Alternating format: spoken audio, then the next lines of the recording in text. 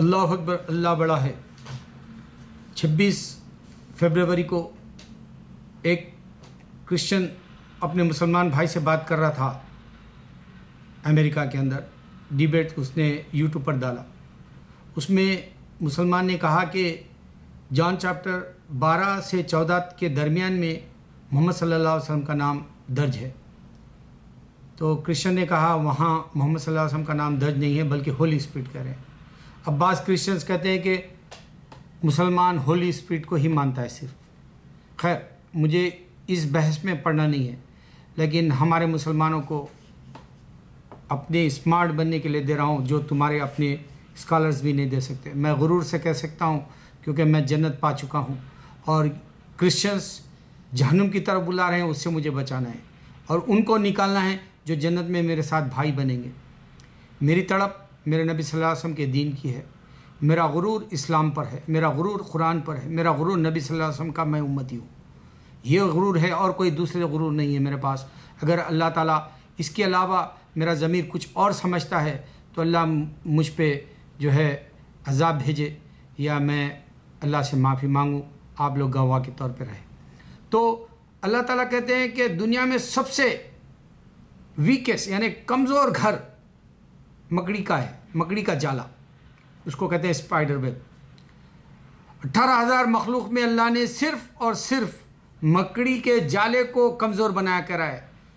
یہ مثال اللہ نے اس واسطے دی کہ دوسرے مذہب جو بھی ہیں اسلام سے ہٹ کر، جیسا ہی وہ مر جائے گا انسان، جو ہندو ہو یا کرسچن ہو یا جوئش ہو، جیسے ہی مریں گے اس کے ساتھ اس کا مذہب مر جائے گا۔ تو اسی طرح اللہ تعالیٰ مکڑی کے جالے کا مثال دے رہا ہے، اے غیر ہندو، تو اور جوئش اور کرسچنز اپنے مذہب کے ساتھ مر جائیں گے، یعنی تیرا گھر برباد ہو جائے گا، یعنی آخرت میں تیری کوئی جگہ نہیں۔ اللہ کے دین کو سمجھنے والا اس مثال کو بہترین طریقے سے سمجھ سکتا ہے۔ دوسری مثال اللہ نے کہی ہے، اویسس، سمندر کے یہاں جو آدمی تصور کرتا ہے شاید پانی ہوگا، کیونکہ وہ اس کو دور سے وہ جو دھوپ کی لو ہوتی ہے اس میں وہ تپش میں وہ ہوا کو اور سمندر کے پانی کو ایک جیسا دیکھ کر اویسس، وہ اردو ورڈ مجھے یاد نہیں ہے، تو میں 26 سال سے امریکہ میں ہوں، نہ میری اچھی اردو نہ میری اچھی English, sorry for my brothers. تو اویسس کی مثال ایسے دیا، جیسے ہی آدمی جائے گا قریب اس کو وہاں پانی نہیں ملے گا، پیاسا۔ تو ویسے ہی جب ہندو، کرسچن اور یہودی مرے گا تو جب اللہ کے سامنے جائے گا اس کی پیاس نہیں بجھے گی، یعنی اس کو جنت نہیں ملے گی، اس کو دوزخ کی جو ہے آگ لپٹ لے گی۔ تو دوزخ سے بچانے والے کوئی ہے تو میری باتیں سمجھے، کسی اور کو بچانا ہے یا خود کو بچانا ہے تو میری باتیں سنیں، ورنہ جو ہے بھیروں کی طرح فلمیں دیکھو، اپنا وقت برباد کرو، بھیروں کی طرح سیاست میں اترو، اپنا وقت برباد کرو، بھیروں کی طرح رہ کر دنیا کے مزے لوٹو۔